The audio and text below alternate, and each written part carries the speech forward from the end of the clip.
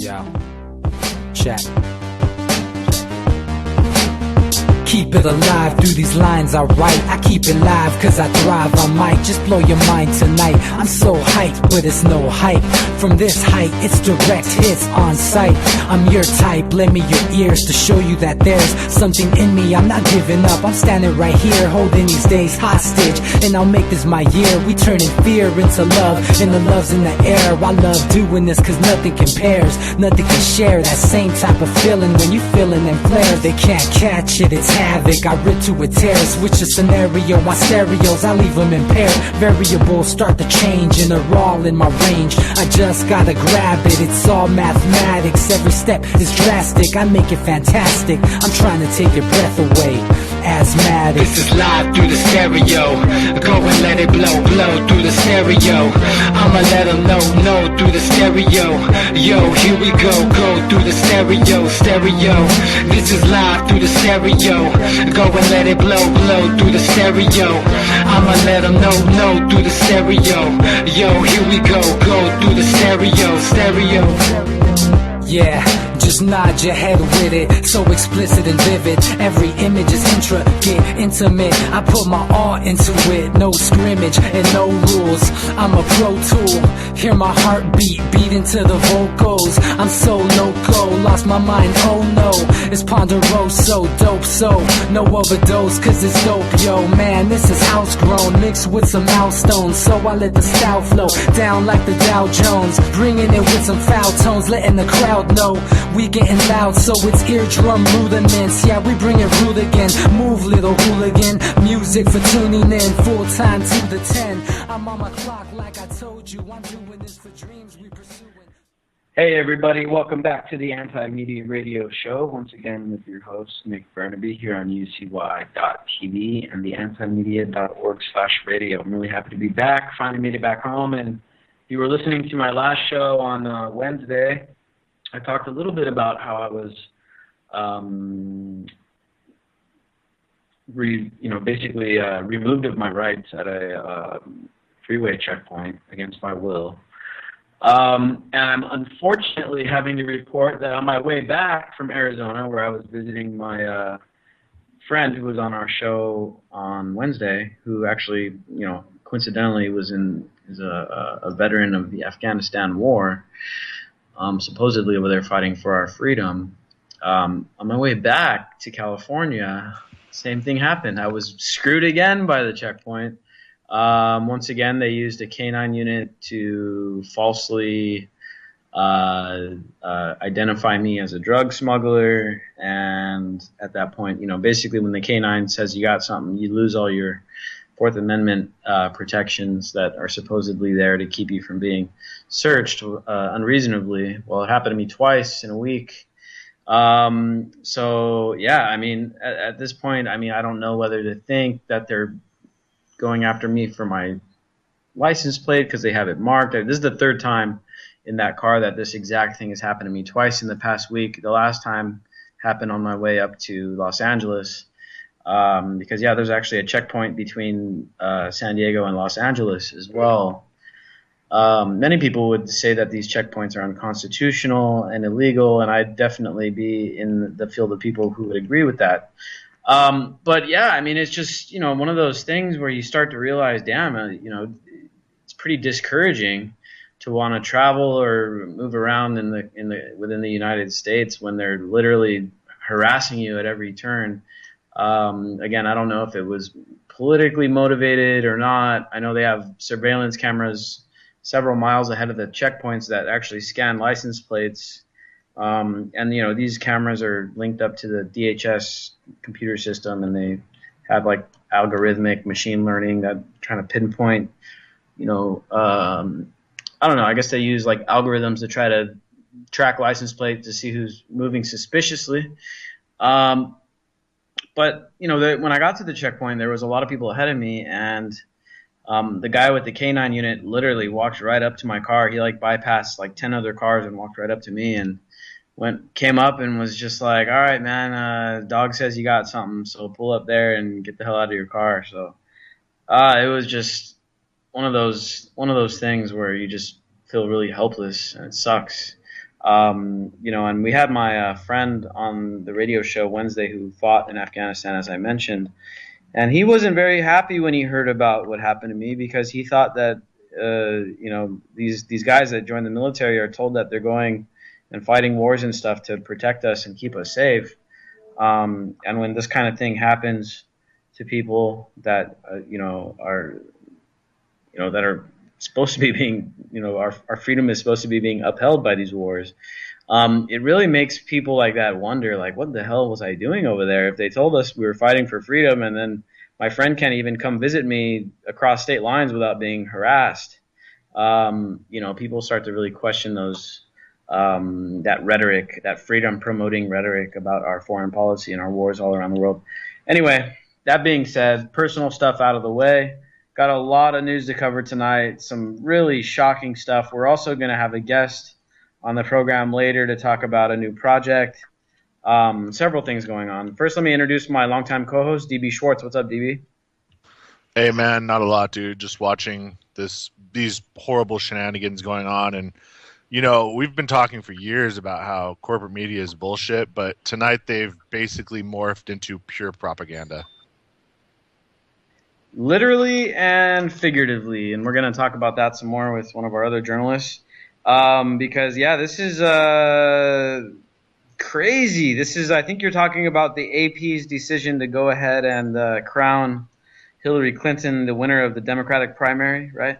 Exactly. But the thing is, all you have to do is the math, and she doesn't have the delegates, and there's still going to be a contested convention unless a bunch of people just don't show up tomorrow or they are involved in massive voting machine fraud again. But I think that people that are kind of establishment ingrained in the DNC don't understand that their party is dead. Nobody young is going to vote for anyone in the Democratic Party ever again after this election. I think you're right. The Democratic Party is in for a rude awakening coming up this election, and I don't know. It looks like they've for a long time been trying to put Hillary Clinton in to run against the Republican, and I've always, from the beginning of this campaign, we've been talking about how Clinton was like the candidate that was supposed to lose, and the Republicans were supposed to pick some kind of moderate dude like Rubio, or at least quote unquote moderate, even though, because he comes off as a moderate, but in reality he's very extreme on foreign policy and other issues. And look at Jeb's budget. I think that was their pony. Yeah, I guess Jeb could have been the guy. He had all the money from the huge financiers of the elections and stuff like that. And once Jeb dropped out, all that money was shifted over to Rubio. They got plan A, plan B, plan C. Honestly, I think Hillary Clinton is like plan D. I don't think she was meant to be the person to win this election, but Trump, for all of his faults, is kind of a wild card here. And a report just came out not too long ago, and I've been hearing chatter of this for a while, that Bill Clinton spoke to Trump before the election started. I think it was back in May of last year, and kind of more or less encouraged him to run. And there's been plenty of conspiracy theories floating around that Trump is like some kind of Clinton plant and all that kind of stuff. I don't know how founded that is. Maybe that was initially what they thought they were going to do, but I don't know, man. Trump seems like he's got a huge ego, and that, at this point now he's taking it more seriously. Doesn't make him any better. This whole rift. He's better, but you're talking about devil diet. Exactly. This whole rift going on right now with Trump and the Mexican judge that's actually here in San Diego, where I'm located, is pretty bad. I get it. Trump is worried that he's tied in with La Raza, which he's not technically actually tied in with La Raza. He's tied in with a lawyer group called La Raza, which is a local San Diego group that represents Hispanics many times. But Trump is, I've kind of hesitated to call him an absolute racist in the past, but this last interview where he's basically saying this judge isn't qualified to preside over this case simply because he's Mexican. If that isn't racist, I really don't know what is. And I hate to be a person that just come out and say, I disagree with you. You're racist. That's not the case. I've not done that with Trump, but in this case, I mean, he definitely is showing, very much racist rhetoric. But again, it taps into the fears, and I just saw a couple of studies that came out just the last couple of days that really did some demographics research to people that are supporting Trump, and a huge chunk of Trump's support is coming from white people that are uneasy about the race situation and changing demographics in the United States. I mean, it's not. You don't have to be a political expert to see that the demographics are shifting dramatically. I mean, I think as of last year, more babies were born to Hispanic parents than white parents. I mean, that just, in a matter of a couple of decades, the white people are no longer going to be the majority in the United States. And people that are really concerned about that situation are supporting Trump.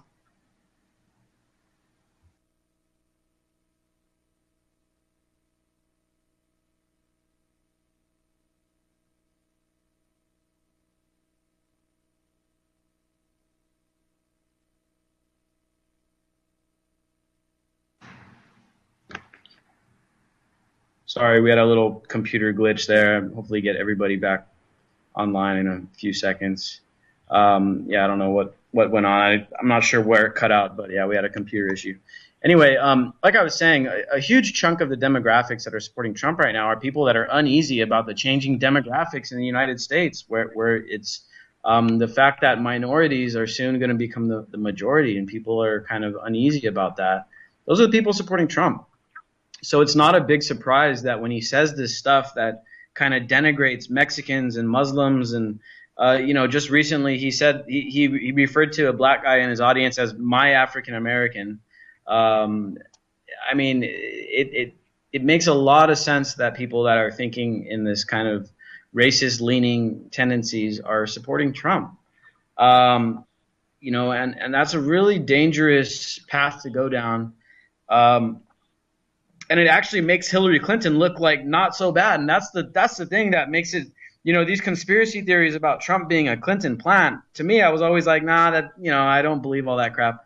But it makes more sense as time goes on. I mean, Trump makes even the most radical warmonger like Hillary Clinton look like a moderate. I mean, it makes him, it makes her look not nearly as bad, even though she literally, a Secret Service agent just came out with a book saying how she was like this crazy psychopath, violent person when she was the first lady. In fact, the Secret Service agent, whose book is coming out in a couple of weeks, even claimed that she gave Bill Clinton a black eye while he was in the White House. And just, the lying, the email scandal, all the foreign policy blunders, the Benghazi thing, and all the crap that Hillary Clinton has done, it makes her look really not quite as bad with Trump out there making an ass out of himself. And so that's something to think about. I'm really not sure which direction to go with that. Hopefully we get DB back on. He just texted me that his computer crashed. I think his computer crashed and it brought down our radio stream. But I want to get back to this AP decision, and we have one of our team members, Claire Bernish, joining us on the line. What's up, Claire? Not much. What's up? Hanging in there, just kind of shell-shocked. I guess I shouldn't be, because who was it? Chris Matthews, I think, on MSNBC last week at some point. He already kind of telegraphed this point that the media was going to come out in concert and basically throw the election for Hillary Clinton, but he said it was going to happen tomorrow. So this is a very interesting timing for the AP to just kind of throw the election and say Hillary Clinton won. Now, there's a reason, though. They did that because of Roger Clinton's DUI arrest. Bam. Yeah, great distraction, right? Yeah. And also because of this Secret Service book that's coming out from the Secret Service agent. These are some big time claims that this guy is making. I mean, to say that Hillary gave Bill a black eye, literally a black eye, while he was in the White House, I mean, that's some pretty explosive claims. And you're right, it is good timing. First of all, for the distractionary timing of it, to distract from the Clinton DUI guy, which I think he's Bill Clinton's brother or cousin or something like that. It's his His brother. brother. His brother, he got a DUI in California, and then the It's his Secret brother Service. that Clinton actually pardoned him for a cocaine charge and stuff back, right the day he was leaving office. One of the quotes from his brother was, "It was a full-time job to keep Bill supplied because he was that much of an addict." Nothing surprises me at this point about Bill Clinton. Well, look at him, dude. He looks like he's dying. And then, so you got all that going on, and then also you got arguably not arguably, California is the single largest state in the country. We've got the most population, we've got the strongest economy, we've got a lot of different things going for us here in California. And, it's the night before people go out and vote tomorrow, which, as of recently, Bernie Sanders has pulled up basically even. In one poll I saw, he was even above Hillary Clinton by 1 or 2 points. But the average of polls shows he's within 2 points within the margin of error in almost all polls. And so the night before the big, huge primary in California, they throw it for Hillary Clinton. I mean, that's got to be part of the timing as well. And don't forget about the FEMA Cascadian drill tomorrow. Oh, is that starting tomorrow? Oh, yeah. So many things going on. So, for those that don't know about the Associated Press, I mean, this is, I don't want to go too deep down the rabbit hole here, but just on the surface, the Associated Press is the single most influential newswire service in the United States, arguably in the world. And they are basically responsible for establishing a media narrative for the entire mainstream media. I mean, Fox News, MSNBC, CNN, Washington Post, New York Times, every single one of those outlets, every mainstream outlet takes their marching orders more or less from the Associated Press. So when they come out and they make this announcement today and they say, you know what, Hillary Clinton has this wrapped up, well, every single news outlet tomorrow, or even they already started today, but tomorrow every single news outlet is going to be saying the same exact thing. Hillary Clinton has it wrapped up. Now, the thing that we need to understand is that that's not the case. I mean, all this stink has been made about the superdelegates, and Hillary Clinton has more superdelegates. And who are the superdelegates? Well, they're a bunch of lobbyists. They're this, they're that. They're elected officials, this, that, and the third. And everybody seems to be an expert on superdelegates nowadays. But nobody wants to tell the truth about what's going on now. The Associated Press just called it for Hillary Clinton, even though the superdelegates have not even cast their votes yet. They don't cast their votes until the Democratic National Convention. So they're literally, the AP is counting the superdelegates, even though they have not casted a vote, as towards the total of delegates that Hillary Clinton needs to wrap up the nomination. This is But that's been a complaint all the while, though. Like CNN and a bunch of the other major outlets as well have been always reporting the supposed superdelegate count along with polls. So it's been throwing the whole, narrative the entire time. Exactly. It's been tilting the narrative from the very beginning, and this idea stems from the Associated Press as well. So I guess it's not that surprising that they're calling it for Clinton already, because they've been calling it or counting those delegates from the beginning, even though they shouldn't be. They're not even really counting them. They're just kind of throwing them in the poll numbers mix when they announce to the public who's winning and stuff. They kind of subtly stick them in there without saying, hey, we're including the supposed superdelegates. I mean, it's really twisted, and it's definitely kind of trying to tilt the narrative. Yeah, and it's been going on from day one. I mean, it was as if she already had the nomination wrapped up from the beginning. So, I mean, it just goes to show how bad the manipulation is in the United States, and it might get a lot worse pretty soon here, right, Claire? You have an article up on the Anti-Media today about how the people in Congress are literally trying to create a de facto Ministry of Truth for the United States now. And I mean, propaganda was re-legalized, I think it was in the NDAA like a year or two ago. And now they're making good on it, it seems, at least they're trying to, with a new bill that they're calling the Countering Foreign Propaganda and Disinformation Act of 2016, which in itself is a pretty Orwellian name for a bill that they're probably going to be using to spread pro-U.S. propaganda out there, whether true or not, doesn't really matter because their whole goal with this is to just combat anti-American media outlets or outlets that shed too much dark light on the U.S. empire and things that we're doing. Ostensibly, it's supposed to be for combating foreign news outlets and doing the dirty work overseas in places. But as anybody can, kind of vouch for, everything that the U.S. does overseas tends to come home. So, this is basically H.R. 5181, which is what it's officially called. It's basically a renewing Cold War propaganda for the United States that is probably going to be used and deployed here at home in one way or another. Claire, can you tell us a little bit more about this? Yeah, I mean, it literally is designed to counter propaganda and what they call disinformation, in lands basically that we disagree with their governments. I mean, that's what it comes down to. They're even talking about deploying, like, covert agents and stuff to kind of promote this pro-American propaganda crap. And, I mean, the guise is to try to, like, create security and stability in places where we're involved, but it's, so much simpler than that. We bring everybody home and stop fighting everywhere and being aggressive, and that would resolve itself.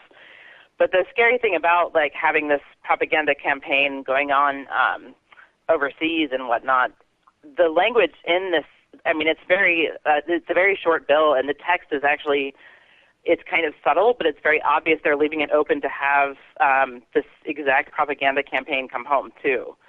And this thing that's kind of that struck me as odd is one of the senators who proposed this actually mentioned by name RT. And we all know RT, is Russian propaganda, but at the same time, it does have some, verifiably decent independent reporting on occasion. So it's kind of a telling sign in itself. And it's not even a good parallel because RT's trying to be legitimate in their own way and tell the truth as they see it, whereas we're over there with the Voice of America, which is directly CIA driven, and we're funding NGOs. So we're trying to basically destroy their country, whereas with us they're playing a psych game with our population. Exactly. And I mean, this is really it's really kind of scary because they do kind of mention. I can't remember where it is exactly, but they kind of mention actually doing this at home. It's basically any group or media outlet or organization that disagrees with the touted American narrative of the day and the touted American enemy of the day, it could be a target of this propaganda campaign. And, it doesn't tell you enough about what that might entail in the long run, but they're trying to seek friends to employ in this whole progress. And I don't know, it's just very Orwellian and kind of terrifying that they snuck this through. It hasn't passed yet. It's still being deliberated, but we'll have to see.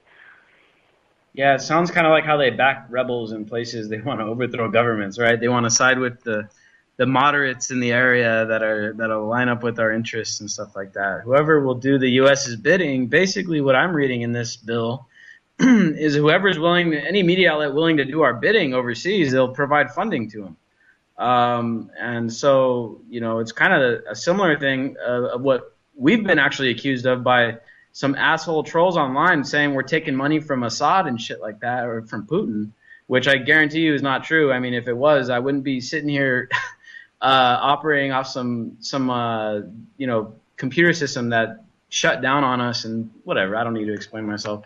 They're literally doing what people like us have been accused of doing, which is backing foreign media outlets in order to advance some kind of U.S.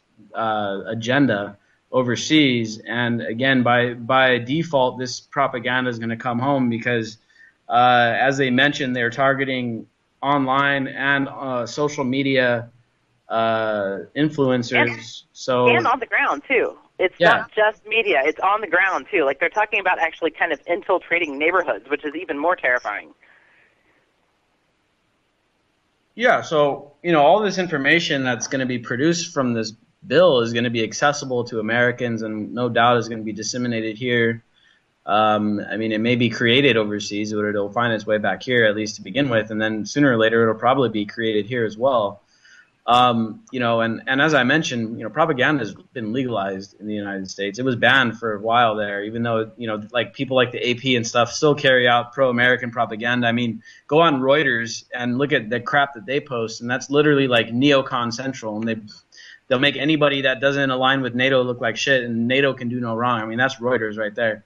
I mean, so it's already being, you know, the pro-U.S. propaganda. Anybody that everyone listening to this show tonight probably already knows that there's plenty of pro-U.S. propaganda out there as it is, but they want to kind of make it official. You know, they've got, you know, the U.S. has Voice of America, which is a news organization that's 100% funded by the government, and it's kind of out there to try to create a good opinion of U.S. foreign policy and stuff, and that's pretty much like the only official outlet that the United States government has. But this bill wants to amp that up a little bit more, I think. I mean, I don't know, dude. This is just more bad propaganda stuff that is going to come out, and you know, it's going to be interesting to see the crap that they start cooking up over there, because they said they're going to try to bring truthful messaging. But you know, the government can't even tell us the truth about a bunch of stuff, so I don't know how they plan on. Go ahead. It's only working on people that are watching traditional media, though. That's the thing that's kind of sad to me, is that the people that really rely on the government wholeheartedly, people on Social Security 65 and up, buying into this bullshit, and they're going to see their checks just keep going down and down and down. Yeah, I mean, you're right, dude.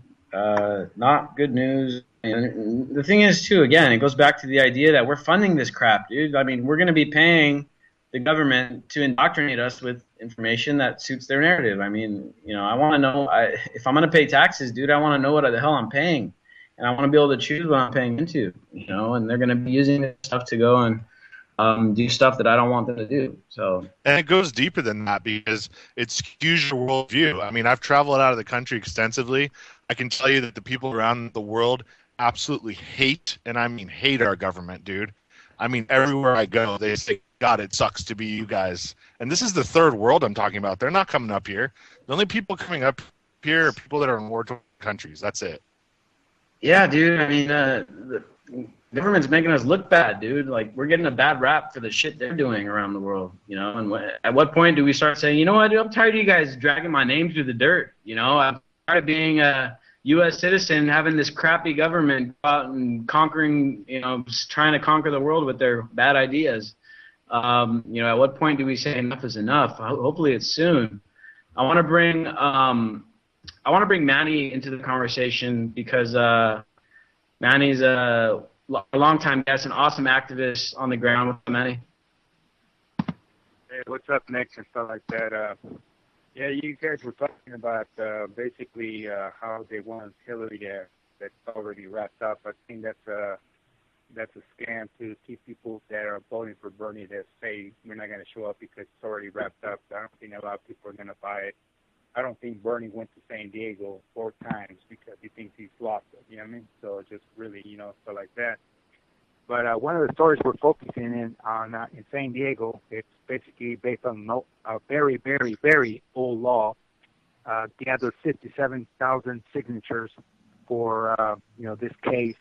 You know, and how tomorrow we're going to be at the Pasadena courthouse, because they're basically you know, really you know, shafting this, you know, Jasmine Richards, you know, an activist on the Black Lives Matter and all that, and basically sentencing her to 4 years in jail for lynching, you know. And lynching, as people will know, it's an old law that kept basically somebody that had been arrested that was black, kept, you know, from taking it away from the cops to lynch him, you know. But now she's trying to protect a comrade, and now she's going to be charged with lynching. I mean, what type of shit is this, you know what I mean? Well, what are police, dude? Police were always just slave patrol, man. That's all they've ever been in this country. Yeah, that's true, Stevie. It's crazy, and there's some twisted definition of lynching. I mean, literally, she's accused of freeing somebody from police custody. Like she helped get someone from being arrested, not arrested, and somehow she's being charged with lynching. I mean, this is some kind of twisted perversion of the language here. I just really don't understand that. Manny, we're gonna have a guest on in a few minutes. First, I want to get your opinion on this whole Trump thing with the Mexican judge, and what you think of that. Well, it's basically kind of sad that he's trying to discredit a very high level judge, number one, and a judge with a lot of integrity. He's done a lot of good stuff out there, pro bono also, and so to try to discredit him just because he's Mexican is kind of really sad and stuff like that. It's almost like a violation of your integrity, other than your rights, stuff like that, And it's like that case with you about Border Patrol targeting you, stuff like that, trying to discredit you, making you look like a drug dealer or some hoodlum or whatever, But I was kind of imagining when you said that story again about you at the Border Patrol check, I said to myself, man, imagine if he was with Manny. You imagine that? It would have probably gotten a lot worse. Yeah. And I'm sitting there at the checkpoint, and I thought I was done after going into Arizona, and I got screwed once. I got exposed to X-rays. The assholes literally drove the X-ray truck while it was still on. There's like some little lights on the top letting you know the X-ray is on, not to like walk in front of it. They drove it right in front of all the people that were sitting there getting their rights violated by the Border Patrol. It was insane, dude. Like they exposed everybody there to X-ray radiation, not only us that were being searched, but also the other Border Patrol guys that were standing right there making sure we weren't doing anything. They were getting exposed to it too. I mean, these guys are going to be really sick later on after years and years of being exposed to that stuff. I feel really bad for them. I kind of feel bad for them. I mean, they're assholes for doing what they're doing, but still, man, they're just human beings and they're trying to make a paycheck, and maybe they're in the wrong field, but I still people that work at Blackwater are just trying to make a paycheck too. Yeah, you're right, man. They fall victim to this group mentality. I was sitting there thinking, I'm like, man, dude, if Trump gets elected, this is going to get a lot worse.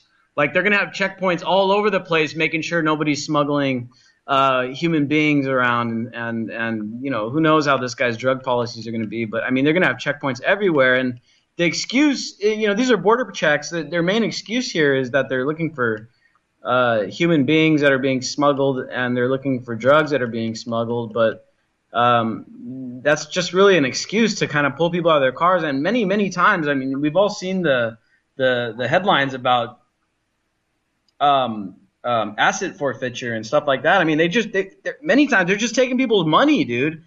And just having money in your wallet could actually trigger the dog, because a huge percentage of the currency in the United States, the paper currency, has like cocaine residue on it because so many people do coke, and like literally that's enough to get the dog to trigger you. So everybody, I don't care how innocent you are, how innocent you look, anybody can be screwed with at these checkpoints by the canine units. And that very well may be what was triggering it, or it may have been politically oriented. I have no clue, but whatever it was, man, it happened twice in a week, and it really pissed me off. And I was just worried that if Trump gets elected, I mean, this is going to get a lot worse. Nick, you should have offered him some fruit from across state lines. That would have really pissed them off. Oh, that's the other thing. On my way back from Arizona, I had to go through two checkpoints. The first checkpoint was inside of Arizona, where they were doing agricultural. It was an agricultural checkpoint where they were checking for illegal bananas and apples and shit like that. And then the second checkpoint was looking for whatever they could look for to violate your rights. I mean, it was crazy. Those apples and bananas sometimes have coke residue on them too. It's weird. I was just gonna say, when he asked you if you had any illegal fruits, you just should have told him you had a trunk full of bananas. So. All this talk about Bernie Sanders, man, and the AP just really, really laid an egg on him, and they really handed this thing over to Hillary Clinton. I can now, with this AP decision, every media outlet's going to be covering this tomorrow morning. Hillary Clinton won. No point in going out and voting. Hillary Clinton's got it wrapped up. I mean, Bernie Sanders is probably going to get probably won't even win California, but The thing is the thing that really trips me out is that, man, I went through the same thing that these Bernie people are going through right now, and I went through it back in 2012 when I used to support Ron Paul and stuff, and I remember getting my heart broken, and these guys are about to have their hearts broken tomorrow. But eventually I started realizing, like, shit, you know what? Maybe it wasn't maybe if Ron Paul would have been elected like I wanted, I would have been really disappointed. And maybe that isn't the solution. The solution may not be to elect some president to fix our problems. That being said, we have our senior editor from the Anti-Media, Carrie Wedler, on the line, and she just put a video out today about Bernie Sanders and why maybe putting our faith into this guy is not the best idea either. Carrie, welcome to the program. Good evening. Thank you. So this video that you put out earlier today, I mean, it's already picking up a lot of steam. I've noticed that seems like it's going viral pretty much. But tell us about the video. Why were you inspired to put it out there? And I know you were expecting a lot of backlash from it because Bernie Sanders has a lot of passionate supporters, and I think that honestly, I think a lot of his supporters have the right. They understand that something isn't right. And that they want something to be fixed and stuff. But tell us a little bit about why you did it and what you're hoping to accomplish with this video. Yeah, well, first I want to say that the reason I chose to make a video about Bernie Sanders and not Donald Trump, I've already made a video about Hillary Clinton. You guys can check it out on my YouTube channel. But the reason I wanted to make a video about Bernie Sanders is because I do think that of all the people who are still supporting presidential candidates, his supporters are probably the best bet to try to reason with. I don't think I need to waste my time with Trump supporters. It's a waste of my energy. But unfortunately, I kind of started to realize that trying to reason with Bernie Sanders supporters was a waste of my energy. And it's been a few months, and I was someone who supported Barack Obama, and I think it's especially hard for me because of that to watch people blindly support a candidate. And I understand feeling that he's the best option. I understand, at the end of the day, to me, that's still a lesser evil, and lesser evils don't change the world. But I understand why people are caught up with him. I understand why they think he's principled. But at the end of the day, the experiences I've had with a lot of Bernie Sanders supporters have shown me that they didn't do their deep research. They didn't really check to see if the guy's principled. There was actually one article that's it's a favorite of Bernie Sanders supporters to share. Well, here's how Bernie was actually justified in voting to fund war. And, that's sort of where I first started looking into his record. And I realized that is such an incomplete article, and it is missing so many of the war funding bills he voted for that it's just sad to see people gobbling up information that confirms their biases and not really looking deeper. And so I just wanted to demonstrate my experiences trying to reason with them, because in my video making, I get to a point where sometimes I'm just like, okay, I don't know what to do anymore, so I'm just going to show people what I experienced, and that's what this video was. Well, I've written a pretty in-depth, scathing piece on Bernie Sanders' foreign policy, and to me, that's one of my.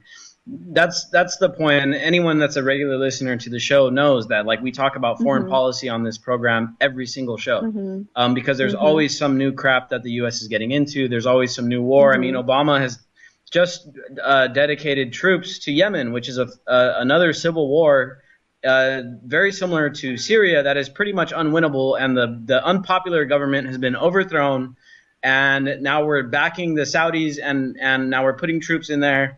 So foreign policy is a huge issue for me, and that's one spot where Sanders has shown a huge lack of principle. He loves to brag about his vote against the Iraq war, and I applaud him on that. That was a very unpopular stance at the time, and I know his supporters love to talk about that as well. But on many other occasions, Bernie Sanders has not been principled on foreign policy, and I noticed that you talked about that in your video. Can you tell us a little bit about Bernie Sanders' inconsistency on foreign policy? I would love to, absolutely. Well, the first thing I lead with is the F-35 program, which a lot of people are really familiar with. It's horrible. The planes are failures. They're still working out bugs, but it seems to be a bug in every single program, and Bernie Sanders lobbied for a piece of that contract. And he can say that it was for the jobs, but at the end of the day, his explanation was, well, they're already built, it's already a thing, so I might as well get some pork barrel from it. He didn't use the word pork barrel, but I'm sorry, that just doesn't scream revolution to me. That screams someone who's comfortable where he is, and he'll do what he has to do to keep his constituency happy. And some people think that that's excusable. It isn't for me, because I don't think on one hand you can go around campaigning on how sneaky the military-industrial complex is for building plants in cities that need jobs and then lobby for a piece of the contract because you want jobs. You know, it's very disingenuous to me. And there are a lot of examples of this. One of the things that really upsets me, this is like, it really gets to me because I am technically Jewish by blood, and I've criticized Israel, I've spoken out about it, is Bernie Sanders made a lot of waves when he was criticizing Protective Edge, which was Israel's assault on Gaza in 2014 over the summer. And people were saying that it's revolutionary. Oh my God, he's talking about how Israel treats Palestinians. And yeah, that's important. But in September, in the middle of September, which is barely weeks after the assault ended, he voted for a strategic alliance act with Israel, which included strengthening military ties. So for me, it's just like, yeah, he said some really pretty things, but that's not enough for me. And it shouldn't be enough for Americans who, after decades and decades and decades of voting for lesser evils and just taking what they're spoon-fed, it just doesn't sit right with me. And at the end of the day, people are being spoon-fed Bernie Sanders propaganda. And I know that a lot of people are going to recoil at me saying that, but as I said of that article that attempted to debunk people who say Bernie Sanders voted for war, it was incomplete.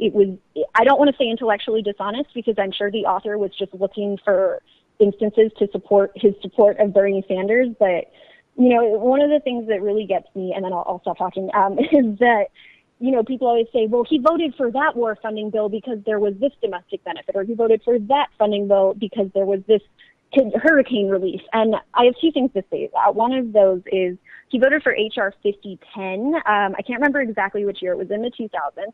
And that's one of those bills where you can say, well, yeah, but there were veterans construction jobs. Okay, and that's $3.4 million in exchange for literally hundreds of billions of dollars for defense spending.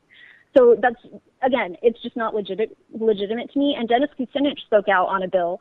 I believe it was House Bill 2361. It could be 2631. You can check my video to get the exact detail. But Dennis Kucinich said, no, I'm not voting for this bill. It provides $70 billion in war funding for Iraq. This was during the Iraq War when it was still really active during the Bush years. It's a terrible bill. I'm not going to vote for it. This is a famously principled leftist progressive. Bernie Sanders voted for it, no problem. So I just people think they're like getting me when they tell me that he voted for war because there were domestic benefits. But I'm sorry, that just doesn't scream change and really getting out of the infrastructure and system we're in. And, you know, in many ways, it reminds me of Obama's 2008 campaign. And I know, Carrie, you've admitted as much that you were swept up in it. I know DB reluctantly admits that he was swept up in it. I mean, several of the people on the call tonight were swept up in the Obama 2008 campaign. And Obama had very, very similar rhetoric about taking on Wall Street and ending the wars and stuff. And, I mean, you know, Bush may have engineered the bailouts, but Obama presided over them once he got elected. And then he dragged his feet on ending the Iraq war. He still hasn't ended the Afghani war. That's now become the longest war in U.S. history. Obama has re-entered us into Iraq now, and he's entered us into, I think, like 8 different new interventions in the Middle East and in North Africa and stuff. So it's you know, people get so mad when you criticize their candidate, but come on, I mean, we've been through this plenty of times before. Obama had ran on almost an identical platform, and he went back on pretty much every promise that he made, you know, and it's so easy for politicians to make promises, and then it's also easy for them to blame the other party, just like Obama does constantly. He always says well, the Republicans are the ones obstructing the stuff I'm doing. It's the Republicans doing this. Well, dude, a lot of the stuff he could have ended on his own, like Iraq, Afghanistan. Obama could have done that stuff. I mean, now he's like pushing Congress to give him an authorization for war, which would allow him to literally bomb any country in the world that ISIS says that they're at. I mean, Obama's pushing for that. He wants that. He wants Congress to give him more authority on war. So, I mean... If I may, I will say that I didn't want to draw too many comparisons of Obama to Sanders, because I do acknowledge that Sanders he didn't get money from Goldman Sachs. Like, he doesn't get money from Raytheon. Obama's numbers were on paper. I could have found them on the internet if I had. But at the end of the day, like, for me, it kind of makes it worse for me that Bernie Sanders, he's not even getting paid off to vote for war and he's voting for it. Oh my God, like, dude, at least get paid if you're going to compromise your principles. What? Like, I'd rather he get paid. It hurts my heart that someone who says he's anti-war and doesn't take money from special interests is still voting to send people to go die and for children and innocent civilians to die in American wars. And that's what really gets me. But I'll give him credit that he doesn't take the money, you know, and I have no problem admitting that. I think at this point we realize that when you go against the military-industrial complex, you get a bullet right in your head, and we have to be realistic. Alive. Come on now, we have to be real. Is alive. We have to be realistic. Come on now. They're both alive. They were both principled in their opposition. Of course they were, but they never had the momentum going in. They were never a real threat. I'm sorry, but because they were actually against the military-industrial complex. If Bernie actually were, he would not be on national news every single night. I'm sorry to tell you, but if the media is as manipulative as we all know it is, then no one would know Bernie Sanders' name if he were truly anti-establishment. Yeah, that's I think just the way it is. And I have nothing to go against what you're saying. Only this: we're gonna have a president. If we have the wrong one, if we have one of the two front runners, we're gonna have a war. And we're probably not going to be talking a year from now. You know what I mean? That to me is the reality. Yeah, I mean, I think that Carrie's onto something here. I think if you know, there's a couple things that is really taboo in American politics, and if you do any of these two things, you will literally be ignored by the media, and which will render you pretty much useless. Just like, you know, same exact thing happened to Ron Paul, same exact thing happened to Dennis Kucinich. And with Bernie Sanders, you don't know for sure if it's, you know, if it's like, hey, dude, we'll give you media coverage as long as you don't talk about the Federal Reserve and the foreign policy, or we won't give you media coverage. Well, I'm sorry, but based on his record, I have absolutely zero reason to believe that if some defense contractor comes and says, hey, Bernie, we want that, well, not that they would come to Bernie, but, you know, through the Department of Defense, Bernie would sign off on a bill that allegedly claimed to create jobs for Americans, even if it were military, because his record says he will. So I just think it's silly to pretend that, oh, it can't be Hillary or Trump because Bernie is, you know, at least he's not as big of a warmonger. And yeah, I'll give you that, but he doesn't run the government. The Department of Defense operates on its own. The deep state operates on its own. So it's silly to pretend that someone who's tepidly kind of opposed to the military-industrial complex is any better than somebody else, in my opinion, if we're really looking to make a change. So, Carrie, this is one of the main points. I know you got to get going, but one of the main points that people always have a counterpoint to anyone that talks crap about or says their candidate isn't what they think it is first they say, okay, well, obviously you support Trump, which obviously I know is not. Obviously, I know that's not the case with you. But the other point is that people always say, well, then what's your answer? What's the who do you support then? Like who do we need to pick? I mean, how do you reply to that? Well, my answer is in the conclusion of my video. So if you go watch it, you can check it out. But my answer is that we need to stop believing that the government's going to come and fix it for us. Because for me, like, what's so frustrating is clearly people aren't interested in politics. And guess what? I don't blame them. No one wants to be involved with this soul-sucking bullshit. But it's like, at the end of the day, if you want to tout your democracy and you want to say that you live in a democracy and you think it's your right to impose your will on others by voting and calling it freedom or whatever you want to call it, like, you need to pay attention. You don't have the luxury of just electing someone you think is going to be good and then going back to your life. And so for me, sorry, democracy is just not sustainable. And I think what we're all doing in our activism is finding ways to be independent of the system and independent of the matrix. And personally, I think we're all doing a really good job of it. And I just want to say, it's on that Donald Trump note of like people assuming that I'm a Donald Trump supporter. To come full circle, the reason I made this video really is that I found myself self-censoring, and I'm not one to self-censor. Like, I will speak out against anybody. I will speak out against Islamophobes, Zionists. Like, I don't care. I am not intimidated, but the degree of aggression and like baseless assumptions that were hurled my way for criticizing Bernie Sanders, like, really sent me into like a dark place for a while. Like, I was called a Hillary show, a Clinton troll, anti-media was called COINTELPRO. Like, that kind of hysteria really got to me to the point where I was like, oh my God, I'm scared to even say anything because I'm going to have fanatics like chasing me on the internet. And I just got to the point where I was like, well, if that's how I feel, then I have to make the video because I can't censor myself. Exactly. It's kind of like how when we criticize U.S. foreign policy, people assume that we're funded by Russia or something like that. It's crazy. Yeah, they know It's crazy. for I mean, sure, you know? people. One of the big problems I think in the country is that people have like just a two-dimensional way of thinking about things, and it's like, well, if you don't like Democrats, well, obviously you're a Republican, and if you don't like Republicans, then obviously you're a Hillary supporter. And that way of thinking is just the country has been so polarized into this two-way road, or whatever you want to call it. It's done intentionally to keep the country equally divided, you know, one camp against the other.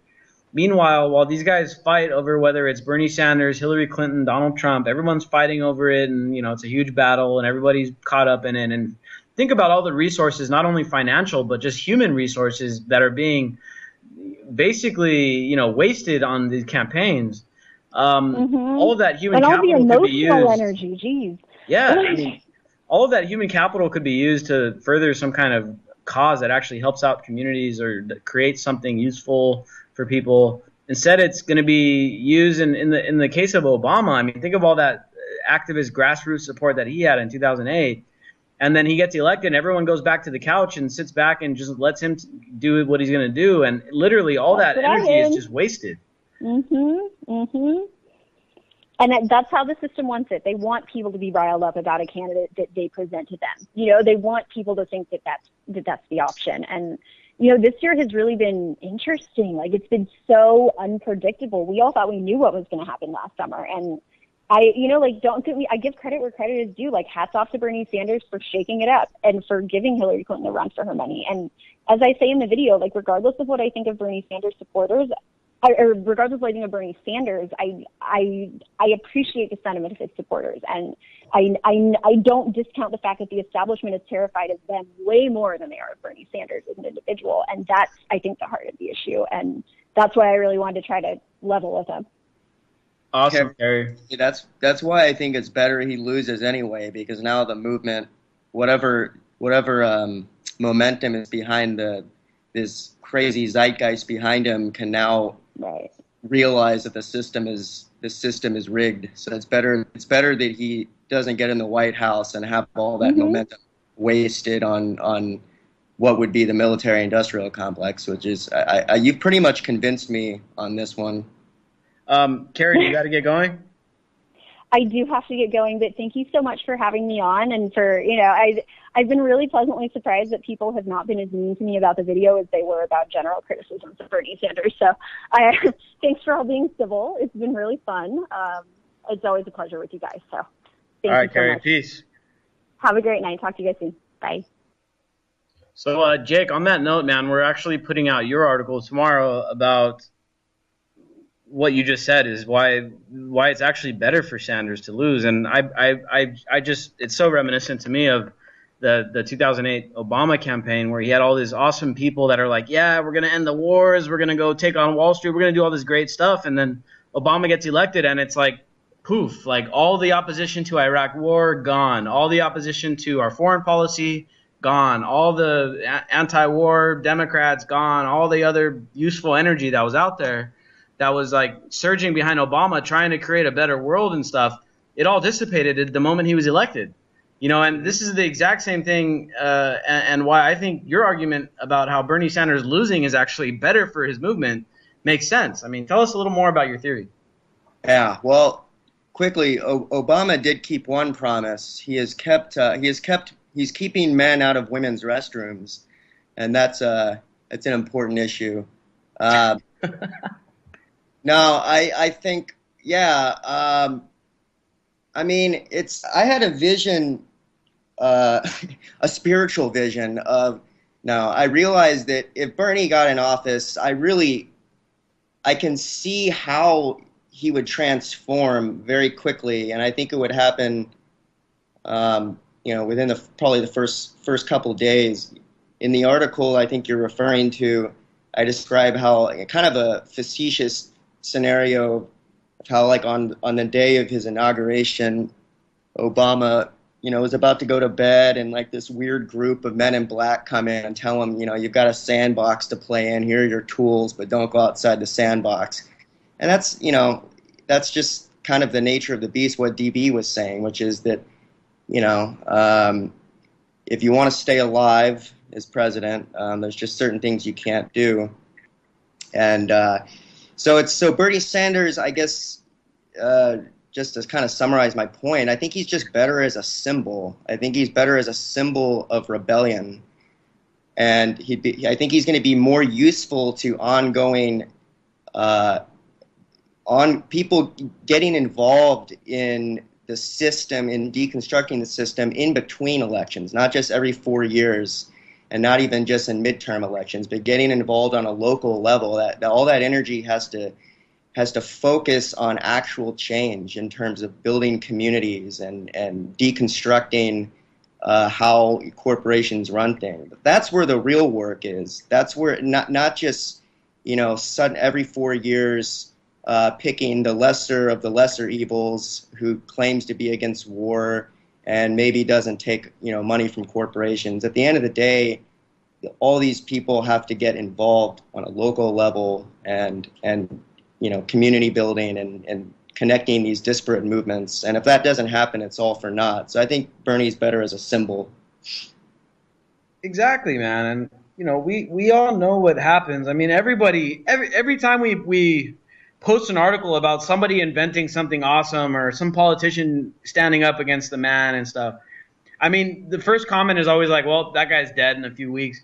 I mean, everybody knows that kind of shit actually happens. I mean, it's not really a conspiracy theory. People that are going to disrupt industries or disrupt governments or disrupt the status quo, I mean, they get dealt with, whether it's the way of Obama, where it's like, hey, dude, here's how it is. Here's how it's going to be. You can do these certain things and you can't do these certain things. Because I mean, I think we could all kind of guess that that's pretty much what happened to Obama. Everything that he said he was going to do, he just went back on pretty much. I mean, he hasn't even closed Gitmo yet. I mean, he probably won't even do it by the time he's out of his presidency. He didn't do he barely did a single thing he said he was going to do. Yeah. I mean, he said he was going to label GMOs. He literally signed the Monsanto Protection Act. I mean, he said he was going to end all these wars. I mean, none of it happened. And for everybody to forget all of that stuff and say, oh, well, Bernie's gonna come in, he's gonna fix all that stuff. It's like, first of all, you're ignoring the fact that the Congress is gonna be against him. You're ignoring the fact that he's gonna have a playbook that he's allowed to play by and a playbook he's not allowed to play by. You're ignoring the fact that ultimately, if he doesn't follow those rules, there's other consequences. I mean, there's just so many layers of security for the deep state, so we like to call it. That literally Bernie wouldn't do anything becoming president. He'd be much more effective outside of the system. And I mean, come on, dude, do systems reform themselves? I mean, to say that someone's going to come in and fix the system, that's an extreme long shot, and most likely is not going to happen. I mean, I think, Jake, you said it, man. Working at the local level to deconstruct the oligarchy is literally our only option at this point. And so hopefully the people that are out there supporting candidates and they're real passionate and they know something's wrong, they know something needs to be fixed, hopefully they can take matters into their own hands. And I think really the greatest democracy in the world is the democracy of one. It's the only person that should be deciding what you do. It's you, and people, I think if we're going to come to terms with this really mature idea of democracy. I mean, it's been around for a couple thousand years now, and it's pretty much been bad situation after bad situation when it comes to democracies or democratic republics or whatever you want to call them, constitutional republics. They've all kind of had failures, whether huge failures or minor failures or whatever. We need to start coming around to this idea that we don't need to be putting other people in charge of our lives and in charge of our resources, man. That's how all these wars happen. It's because we give other people the authority to take our money and to do what they please, man. And I think we need to come around to this idea where we don't need that stuff anymore. We have this technology, we have the information available at our hands, we have the ability to work voluntarily, locally with people that we agree with, to come up with a new idea, a new way of governing ourselves that doesn't involve warmongers, doesn't involve military-industrial complex, doesn't involve psychopaths like Donald Trump. It doesn't involve oligarchy and the deep state and all these assholes that are robbing us blind, the Federal Reserve and all these other guys. I mean, it's time for some new ideas, man. And I hope all the Bernie people, once this thing plays out and he gets the short end of the stick, which has already happened tonight, it's going to be happening tomorrow morning again. Hopefully they wake up to some of these ideas, and then we could really start enacting some real change. Thank you all for tuning in. The Anti-Media Radio, that's the end of the show. We're going to be back with you Monday through Friday here on the UCY.tv. Peace out, everybody. Buenas noches, everybody. I'ma let them know through the stereo. Yo, here we go through the stereo.